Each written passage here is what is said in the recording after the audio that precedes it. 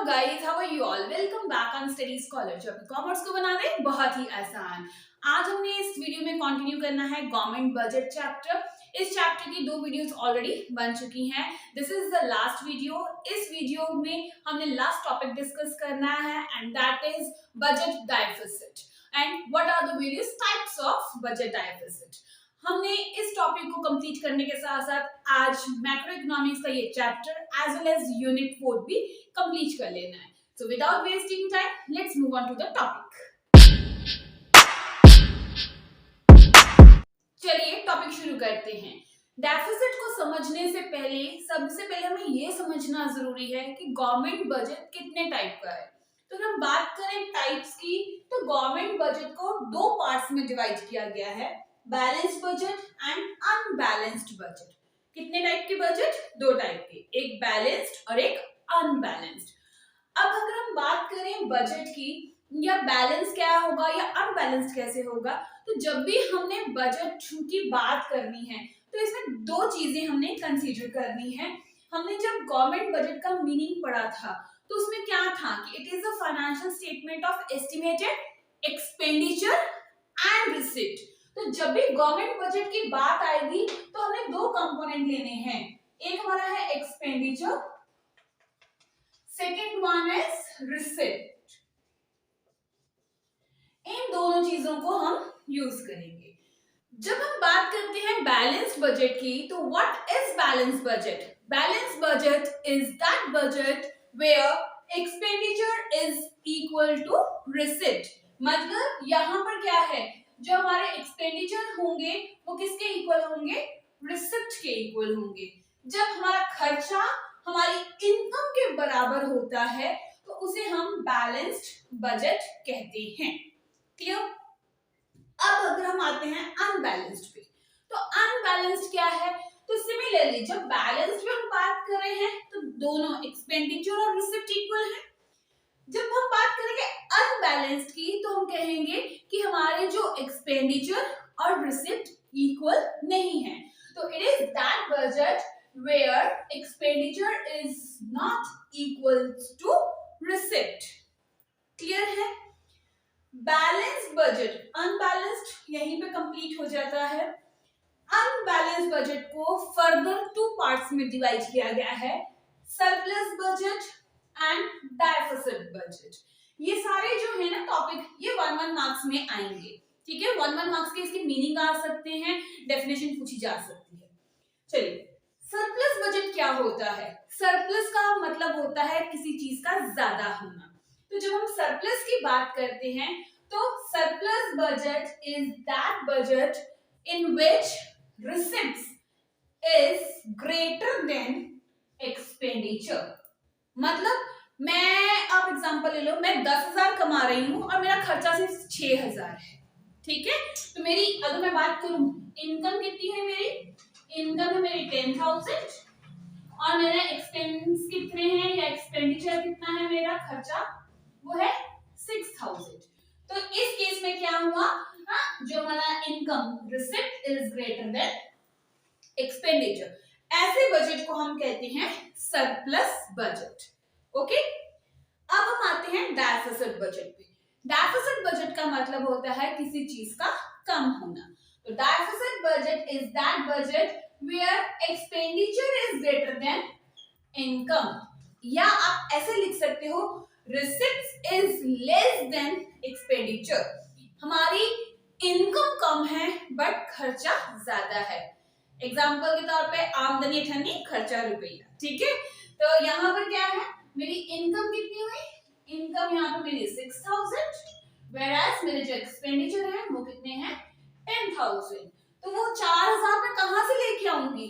या तो मुझे अपने से, किसी रिलेटिव से, फ्रेंड से, कहीं से बोरो करना पड़ेगा। ठीक है, या फिर मुझे अपने सोर्स ऑफ इनकम को बढ़ाना पड़ेगा कि मैं ज्यादा से ज्यादा कमाऊं सो दैट मेरे खर्चे पूरे हो सके। या फिर क्या करना होगा कि मुझे अपने खर्चों को कट डाउन करना पड़ेगा, खत्म करना पड़ेगा, कम करना पड़ेगा। ठीक है, तो डेफिसिट बजट क्या है? Deficit budget is that budget where expenditure is greater than receipt. मैं बहुत ज्यादा खर्च कर रही हूँ as compare to my income. Clear है इतना? अब बजट डेफिसिट को फर्दर हमने 3 पार्ट्स में डिवाइड किया है. First is revenue deficit, second is fiscal deficit, and third one is primary deficit. ये जो तीनों टॉपिक हैं ये वेरी इंपॉर्टेंट टॉपिक है फॉर 1 मार्क, फॉर 3 मार्क्स. इसके मीनिंग, इसके फॉर्मूले, इसकी इम्प्लीकेशंस वेरी इंपॉर्टेंट है फॉर 3 मार्क्स. ओके, तो अब हमें इनको वन बाय वन डिस्कस करते हैं. चलिए देखते हैं रेवेन्यू डेफिसिट क्या होता है. जब भी हम बात करते हैं डेफिसिट की तो इसका मतलब ये है कि हमारे जो एक्सपेंडिचर है, हमारे जो खर्चे हैं वो यहाँ कहीं हैं, ज्यादा हैं, और जो हमारी इनकम है वो कम है. मतलब आपने जितने भी डेफिसिट पढ़ने हैं, प्राइमरी डेफिसिट हो जाए, फिस्कल डेफिसिट हो जाए या रेवेन्यू डेफिसिट हो जाए, आपने यही लिखना है कि एक्सपेंडिचर ज्यादा है ओवर रिसिप्ट्स. अब थोड़ा सा इसमें मीनिंग में डिफरेंस आएगा, वो क्या है चलिए डेफिनेशन देखते हैं. First is revenue deficit. जब वर्ड लिखा होगा रेवेन्यू तो उसमें हमने रेवेन्यू एक्सपेंडिचर की बात करनी है, रेवेन्यू रिसिप्ट्स की बात करनी है. क्लियर? जैसे कि it is the excess of revenue expenditure over revenue receipts during the fiscal year. जब हमने स्ट्रक्चर ऑफ गवर्नमेंट बजट पढ़ा था तो उनमें हमने बात की थी कि जो एक्सपेंडिचर होता है वो भी 2 टाइप का होता है, रेवेन्यू एक्सपेंडिचर, कैपिटल एक्सपेंडिचर, और जो रिसिप्ट्स होते हैं वो भी 2 टाइप के होते हैं, revenue receipts and capital receipts. जब हम बात करेंगे रेवेन्यू डेफिसिट की तो यहाँ पर हमने क्या लेना है, रेवेन्यू एक्सपेंडिचर लेना है, रेवेन्यू रिसिप्ट लेनी है, उन दोनों को कंपेयर करना है. तो जब हम कंपेयर करते हैं तो हमें क्या नजर आएगा कि जो रेवेन्यू एक्सपेंडिचर है वो ज्यादा है, क्योंकि डेफिसिट है तो डेफिसिट में एक्सपेंडिचर ज्यादा होगा. तो revenue deficit is greater than revenue receipts. आप ये भी लिख सकते हो revenue deficit is that deficit in which revenue expenditure is greater than revenue receipts during the fiscal year. Clear? अगर हम इसको फॉर्मूले में कन्वर्ट करें तो क्या बनेगा formula, revenue deficit is equals to revenue expenditure क्या है, ग्रेटर है, ग्रेटर देन रेवेन्यू रिसिप्ट्स. ठीक है? अब ये देखो क्या है, रेवेन्यू रिसिप्ट्स और रेवेन्यू एक्सपेंडिचर कौन से थे, जो हमारी गवर्नमेंट की नॉर्मल फंक्शनिंग के लिए होते हैं. मतलब यहाँ पर गवर्नमेंट कुछ कम नहीं कर सकती, इसको रोजमर्रा के ये खर्चे चाहिए और रोजमर्रा के ये इसकी रेवेन्यू रिसिप्ट्स होंगे. तो बट यहाँ पर हमें क्या नजर आता है कि गवर्नमेंट अपने रोजमर्रा की जो नॉर्मल फंक्शनिंग है उससे भी इतना नहीं अर्न कर पा रही जितने उसके नॉर्मल फंक्शनिंग के लिए खर्चे हैं. इट मींस उसकी इनकम कम है as compare to expenditure. Clear? अब हम आते हैं इम्प्लीकेशंस पे. देखो जब आप डेफिसिट पढ़ोगे ना तो डेफिसिट के साथ साथ उनके इम्प्लीकेशन पढ़ना is must. You must have to read all these implications. ठीक है? चलिए हम इम्प्लीकेशंस देखते हैं. इम्प्लीकेशन का मतलब होता है कि क्या असर पड़ रहा है, क्या करना चाहिए गवर्नमेंट को इन केस में. ठीक है? अगर हमारी इकोनॉमी में रेवेन्यू डेफिसिट है तो उसका असर क्या पड़ेगा, क्या इम्प्लीकेशंस होंगी या गवर्नमेंट को क्या करना पड़ेगा. तो फर्स्ट क्या है, have to cut down expenditure. Government को सबसे पहले अपने एक्सपेंडिचर कम करने पड़ेंगे. जरूरी नहीं है कि वो ओवर खर्चा कर रही है, अननेसेसरी खर्चा कर रही है. गवर्नमेंट के कई खर्चे होते हैं, रोड बनाना, ब्रिज बनाना, डिफेंस में खर्चा करना, गवर्नमेंट के जो एम्प्लॉयड है उनको पैसा देना, पेंशन, हमने कितना चीजें पढ़ी थी, तो उन्हें कट डाउन करना पड़ेगा. ठीक है? If possible. पहला क्या है, हम ये सिर्फ और सिर्फ इम्प्लीकेशंस पढ़ रहे हैं, क्या ये गवर्नमेंट कर सकती है कि नहीं कर सकती, ये डिपेंड करेगा गवर्नमेंट की अर्निंग और उसकी कितना डिफरेंस है उन चीजों पे. ठीक है? मतलब एक्सपेंडिचर और रेवेन्यू में कितना डिफरेंस है उस पर डिपेंड करेगा. फर्स्ट इज, पहला काम वो कर सकते सकती है क्या कि अपने खर्चों को कम कर दे। Have to cut down, government have to cut down its expenditure. उतने गवर्नमेंट जो है अपना खर्चा कम कर दे। तो अगर खर्चा कम हो जाएगा तो हो सकता है जब खर्चा कम होना शुरू होगा तो दोनों रिसिप्ट और एक्सपेंडिचर इक्वल आ जाए। Clear?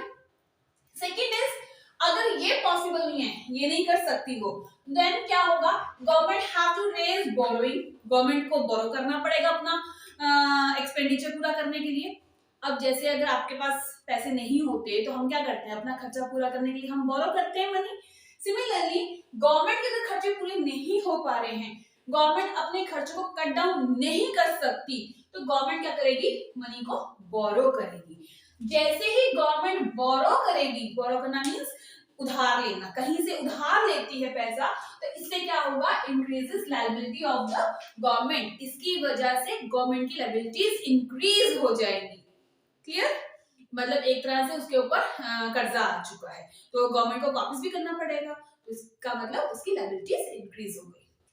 Next is may be compelled for disinvestment.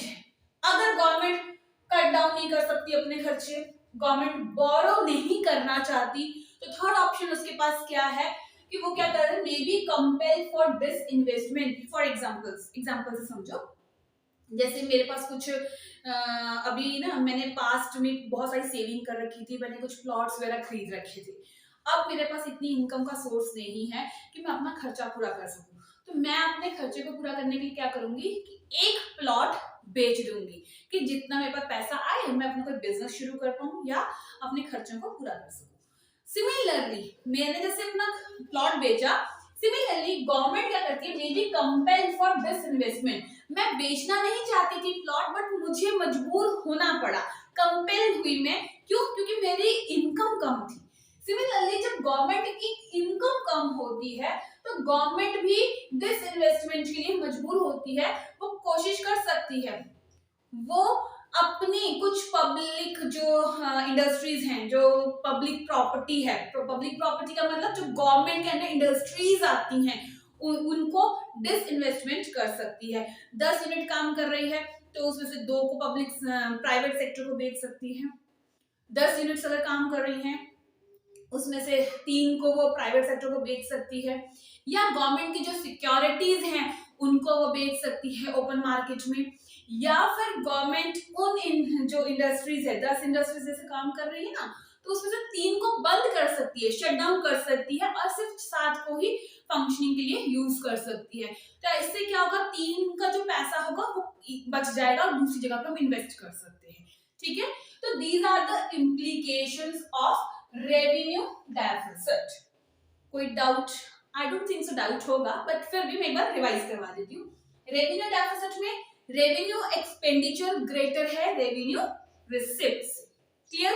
अब जब हमारे खर्चे बढ़ जाते हैं तो हम उनको कैसे कंट्रोल कर सकते हैं, या तो मैं अपने खर्चों को कम कर दूं, कट डाउन, उसी तरह से गवर्नमेंट या तो अपने खर्चे कम कर दे। ठीक है, अगर मैं खर्चे नहीं कम कर सकती या गवर्नमेंट खर्चे नहीं कम कर सकती तो पैसा उधार ले ले, बोरो कर ले। बोरो करेंगी तो उससे क्या होगा, गवर्नमेंट की लायबिलिटीज इंक्रीज हो जाएगी, मतलब मेरे ऊपर कर्जा आ गया। आगे से जब भी मैं इनकम अगर मेरे पास आती है तो मुझे कुछ हिस्सा ईएमआई का निकालना पड़ेगा, कि मुझे वो इंटरेस्ट पे करना है, मुझे वो जो मैंने पैसा बोरो किया है तो वो वापस करना है।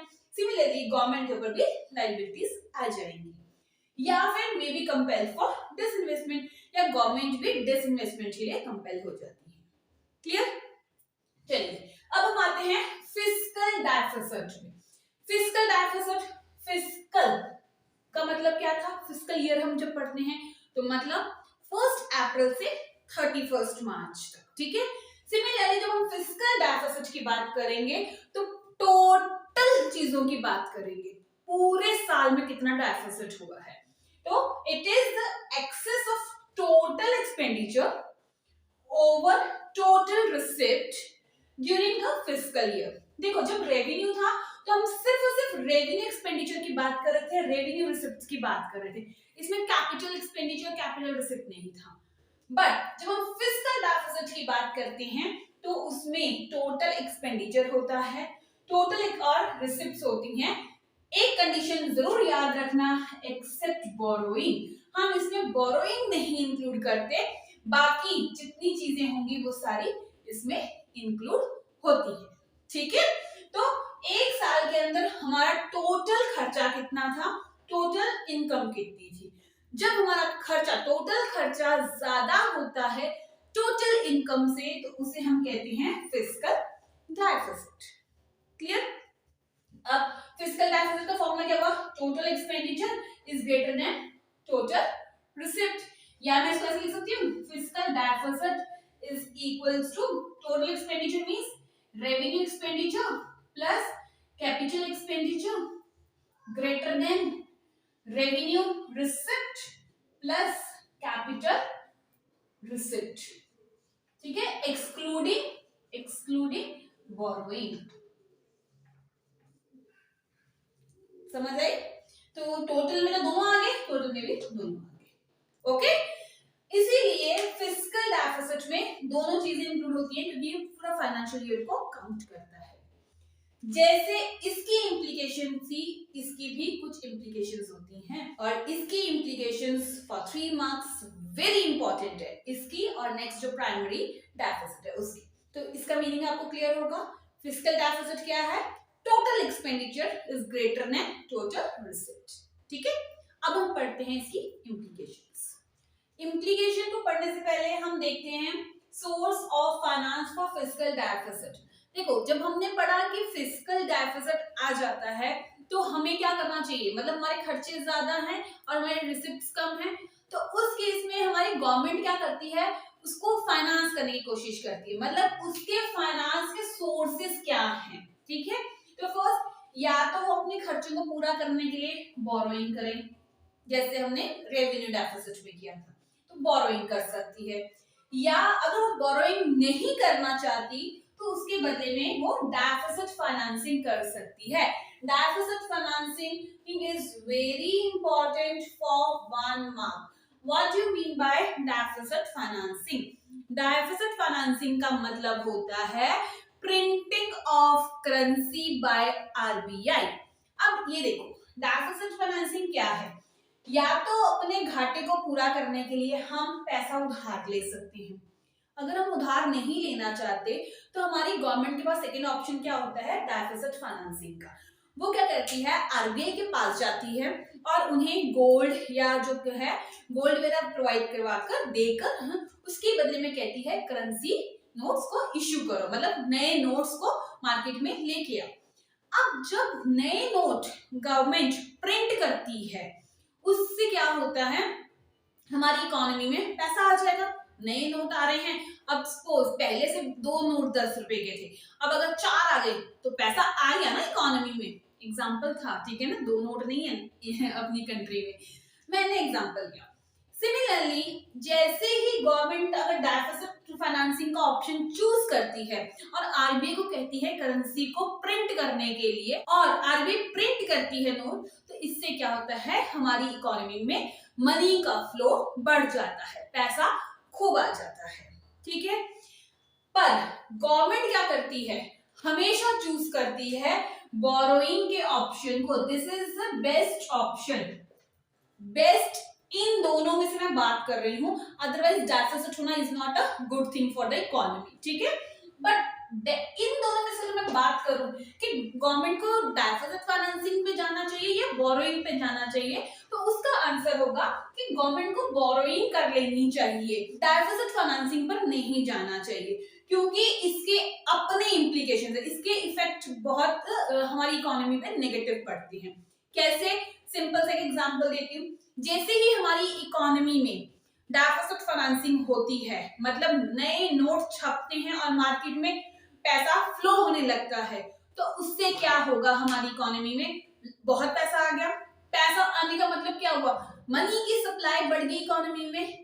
अब आप आओ प्रीवियस चैप्टर में मनी सप्लाई में हमने क्या पढ़ा था कि जब हमारी इकोनॉमी में पैसा आ जाता है, मनी की सप्लाई बढ़ जाती है, तो हमारी इकोनॉमी में क्या होता है, लोगों के पास पैसा है, लोग डिमांड करना शुरू करते हैं, ज्यादा से ज्यादा चीजें खरीदेंगे। जब ज्यादा चीजें खरीदते हैं, डिमांड मतलब एक्सेस डिमांड आ गई, एक्सेस डिमांड में हमारी इकोनॉमी में इन्फ्लेशन की सिचुएशन आ जाती है, महंगाई की सिचुएशन आ गई।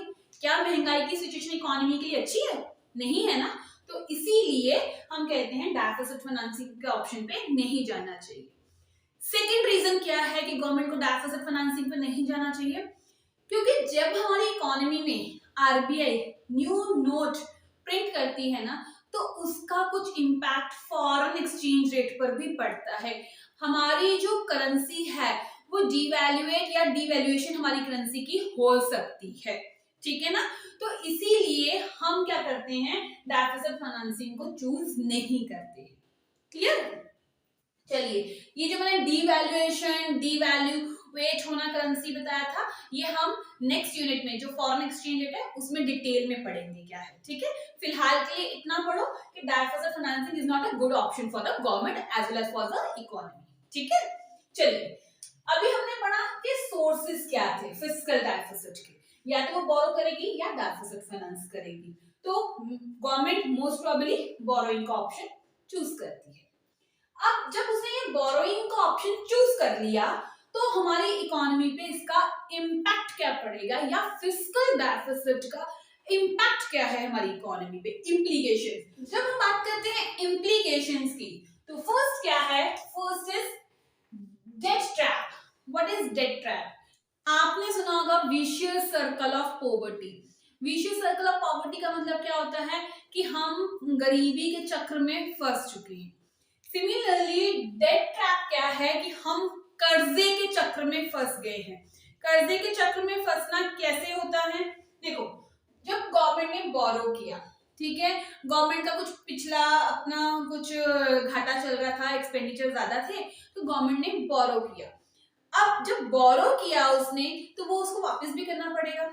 तो पर गवर्नमेंट की तो इनकम ही नहीं इतनी हो रही, वो अपने खर्चे ही नहीं पूरी कर पा रही, तो वो अपने बोरोइंग को कैसे लौटाएगी, है ना। तो इस केस में क्या होगा, उस अब टाइम पीरियड तो कुछ एक है ही है कि 2 साल का 4 साल का, एक बोरोइंग को उतारने के लिए गवर्नमेंट क्या करती है, दूसरी कंट्री से बोरो करती है। अब जैसे उसे दूसरी कंट्री से बोरो किया, तो उसने क्या किया, पहली कंट्री को तो पैसा दे दिया, अब दूसरी कंट्री का कर्जा उसके सिर पे चलने लग गया। ऐसे ही जब दूसरी कंट्री का कर्जा उतारने का टाइम आएगा और अगर उसके पास इनकम नहीं हुई, तो वो क्या करेगी, तीसरी कंट्री से बोरो करेगी।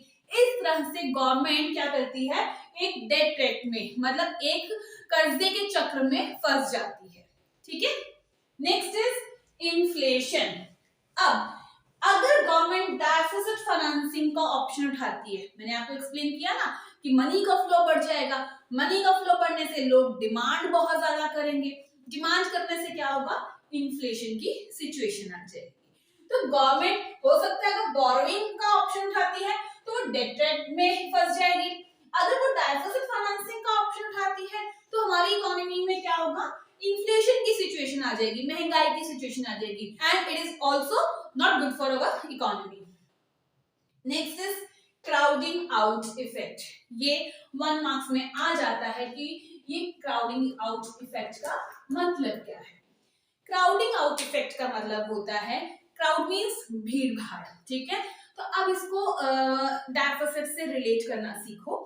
क्राउडिंग आउट इफेक्ट का मतलब है जब हमारी गवर्नमेंट को पैसों की बहुत ज्यादा जरूरत है, बोरोइंग की जरूरत है, जब गवर्नमेंट मार्केट से ज्यादा पैसा उधार ले लेती है, खींच लेती है, खुद ले लेती है, ठीक है, तो इससे क्या होता है, लोगों के लिए या प्राइवेट सेक्टर के लिए अवेलेबिलिटी ऑफ फंड्स जो है वो क्या होते हैं, कम हो जाते हैं।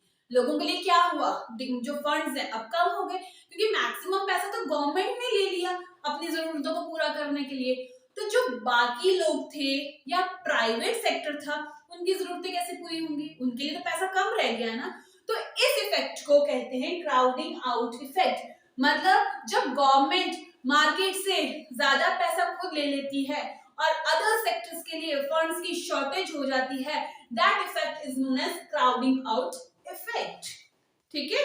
अब ऐसा होने से क्या होगा, प्राइवेट सेक्टर को पैसा नहीं मिला, वो अपनी इंडस्ट्रीज में इन्वेस्टमेंट नहीं करेंगे, वो न्यू प्रोजेक्ट्स में इन्वेस्टमेंट नहीं करेंगे, लोगों के पास कम पैसा होगा तो लोग डिमांड नहीं करेंगे, हमारी इकोनॉमी में मंदी आ जाएगी। क्या हो जाएगा, मंदी आने का मतलब डिफ्लेशन की सिचुएशन आ जाएगी, ठीक है, clear. Next is foreign dependence. Foreign dependence का मतलब है जब हमारी इकोनॉमी में गुड्स ही नहीं बनेंगे, डिफ्लेशन की सिचुएशन आ गई, हमारी इकोनॉमी में गुड्स ही नहीं है, हमारी इकोनॉमी में पैसा ही नहीं है, तो हमें क्या करना होगा, बाहर की कंट्रीज पर डिपेंड होना पड़ेगा। किस लिए? फॉर बोरोइंग, कि हमें फंड्स दो, हमारे पास पैसा होगा तो हम चीजें बना पाएंगे ना। तो इससे क्या होता है, हमारी फॉरेन कंट्री पर डिपेंडेंस बढ़ जाती है। Clear? Next is erosion of government credibility. Erosion का मतलब होता है रिड्यूस होना। जब गवर्नमेंट बार बार बोरो करना शुरू करती है, कंट्री में कभी इन्फ्लेशन आ रही है या कभी डिफ्लेशन आ रही है, या हम अदर कंट्रीज पर डिपेंडेंट हो गए हैं, तो इससे क्या होता है, जो गवर्नमेंट की क्रेडिबिलिटी होती है ना, वो रिड्यूस हो जाती है। जिसको अगर हम हिंदी में बात करें तो कहते हैं कि लोगों का, आम जनता का सरकार के ऊपर से विश्वास उठ गया। ठीक है, हमें नहीं लगता कि हमारी गवर्नमेंट हमारे लिए कुछ कर सकती। तो इरोजन ऑफ गवर्नमेंट क्रेडिबिलिटी का मतलब क्या है कि अगर हमारी इकोनॉमी में फिस्कल डेफिसिट चल रहा है और उसको कंप्लीट करने के लिए, उसको खत्म करने के लिए कंट्री बार बार बोरोइंग कर रही है, तो वो डेट ट्रैप में फंस रही है, डेफिसिट फाइनेंसिंग कर रही है, तो इन्फ्लेशन की सिचुएशन आ रही है, क्राउडिंग आउट इफेक्ट होता है तो डिफ्लेशन की सिचुएशन आ जाएगी, या हमारी फॉरेन कंट्रीज के ऊपर डिपेंडेंस बढ़ जाएगी। इसकी वजह से जो आम जनता है, जो लोगों का जो विश्वास है, वो गवर्नमेंट से उठ जाता है। इट मींस गवर्नमेंट की जो क्रेडिबिलिटी होती है वो domestic as well as international market में, दोनों में कम हो जाती है। जब हमारी लोग ही, हमारी कंट्री के लोग ही अपनी गवर्नमेंट पर विश्वास नहीं करेंगे, तो क्या हमारी जो फॉरेन कंट्री के लोग हैं वो विश्वास करेंगे? नहीं करेंगे ना। क्यों? क्योंकि गवर्नमेंट की credibility domestic as well as international market में कम हो गई। अब इसका बैड इम्पैक्ट क्या पड़ेगा? देखो, जो फॉरेन इन्वेस्टर्स थे, जिन लोगों ने हमारी कंट्री पे इन्वेस्ट किया हुआ था, अब वो क्या करेंगे, अपनी इन्वेस्टमेंट खींचने लगेंगे कि हमने आपके साथ कोई प्रोजेक्ट नहीं करना, हमने आपके इंफ्रास्ट्रक्चर में इन्वेस्टमेंट नहीं करनी, या हमने आपकी कंट्री में इन्वेस्टमेंट नहीं करनी, या कोई इंडस्ट्री नहीं लगानी। तो हमारी इकोनॉमी की ग्रोथ क्या हो गई? कम हो गई। आप यहाँ पे एक और पॉइंट ऐड कर सकते हो कि इट रिड्यूसेस द या it hinders the growth of the economy। हमारी इकोनॉमी की ग्रोथ को भी हिंडर करती है। हिंडर मींस कम करती है, शटर करती है, स्टेबल नहीं होती हमारी इकोनॉमी की। हैम्पर्स भी लिख सकते हो आप। तो अब जब गवर्नमेंट का हमारी डोमेस्टिक कंट्री में क्रेडिबिलिटी नहीं है, इंटरनेशनल मार्केट में नहीं है, बाहर के इन्वेस्टर्स हमारी कंट्री में इन्वेस्टमेंट नहीं कर रहे, तो हमारी कंट्री की जो जीडीपी ग्रोथ है वो क्या होती है? रिड्यूस होनी शुरू हो जाएगी। क्लियर? चलिए, आई होप सारा टॉपिक क्लियर होगा। इन केस अगर आपको कहीं पर भी डाउट हो तो कमेंट सेक्शन ओपन है, आप कमेंट सेक्शन में कभी भी अपने डाउट क्लियर कर सकते हैं। चलिए, नेक्स्ट हम आते हैं प्राइमरी डेफिसिट पे। अब primary deficit very important for 1 mark, और इसका फॉर्मूला भी वेरी इंपॉर्टेंट है इसका। ओके, एंड फॉर्मूले को ही हमने डेफिनेशन में कन्वर्ट किया हुआ है। What is the definition of primary deficit? It is the difference between fiscal deficit and interest payment। मतलब प्राइमरी डेफिसिट क्या है कि जो फिस्कल डेफिसिट आ रहा है उसमें से अगर हम इंटरेस्ट पेमेंट माइनस कर दें, ये इंटरेस्ट पेमेंट कौन सी ईयर की है? जो पहले से चलती आ रही, प्रीवियस ईयर्स की। ये जो फिस्कल ईयर है ये हमारा करंट ईयर का है, करंट ईयर, क्योंकि फिस्कल ईयर है, फिस्कल मींस दिस ईयर, और जो इंटरेस्ट पेमेंट है वो प्रीवियस ईयर्स की है। तो जब हम लोग करंट ईयर मतलब फिस्कल डेफिसिट में से पिछली इंटरेस्ट पेमेंट माइनस कर देते हैं तो क्या होता है? वो हमारा प्राइमरी डेफिसिट कहलाता है। अब देखो, एक एग्जांपल ले लो कि जैसे फॉर एग्जांपल फिस्कल डेफिसिट मेरा 100 करोड़ है या 1000 करोड़, 100 ले लो, और इंटरेस्ट पेमेंट जो है वो है 50 करोड़। पिछला मैंने कोई जो कर्ज देना था वो मेरी 50 है, तो मेरा प्राइमरी डेफिसिट कितना हुआ? 50 करोड़। मींस मेरे अभी भी घाटा चल रहा है, अपनी इंटरेस्ट पेमेंट्स देने के बाद भी मुझे 50 करोड़ रुपए और चाहिए, तो वो क्या है? मेरा प्राइमरी डेफिसिट है। ठीक है, अगर बाई चांस में कहूं कि 100 रुपया मेरा फिजिकल डेफिसिट था और उसमें से इंटरेस्ट पेमेंट मैंने जो इंटरेस्ट पेमेंट करनी थी वो भी 100 ही थी, तो मेरा फिजिकल डेफिसिट क्या हो गया? 0, कुछ भी नहीं। इसका मतलब ये है कि जितना भी मैं पैसा बोरो करूंगी, उधार पे लूंगी, वो सिर्फ और सिर्फ किस लिए होगा? इंटरेस्ट पेमेंट को चुकाने के लिए होगा। ओके, आपको ये सब मेंशन करने की जरूरत नहीं है, आप सिर्फ इतना लिखिए कि प्राइमरी डेफिसिट क्या है? It is the difference between physical deficit and interest payment. जो हमारा पूरे साल का घाटा है उसमें से अगर मैं इंटरेस्ट पेमेंट को माइनस कर दूं तो वो बचा खुचा जो घाटा है वो मेरा प्राइमरी डेफिसिट है। ठीक है, अब हम आते हैं इम्प्लीकेशन पे। अगर मैं बात करूं इम्प्लीकेशन की, it is same as physical deficit.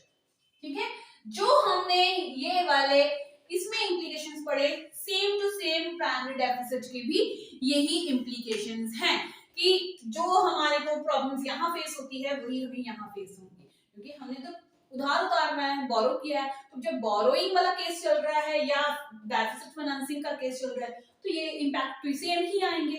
ठीक है, तो इसलिए इनको अलग से याद करने की जरूरत नहीं है।